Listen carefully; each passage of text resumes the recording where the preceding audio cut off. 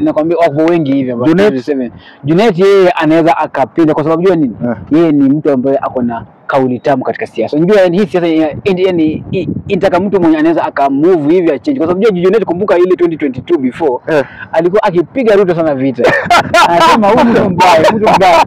Lakini kidogo akaflip akasema game sasa anasemaje tusifie kiongozi.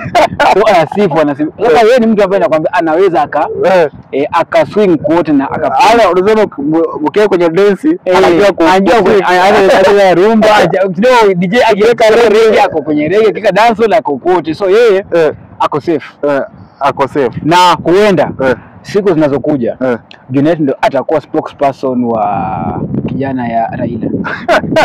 By the way niliona pala akimpatia walipokwenda katika maombolezi kwenye kaburi lake. Alisema mimi siwezi ongea sana lakini wewe hapo unaweza ukasema mengi kwa sababu yangu. So hiyo nini? Ishara ya kwamba kuna kitu kinapangwa kwa sababu ya kesho. Kuna kitu kinapangwa kwa sababu ya kesho.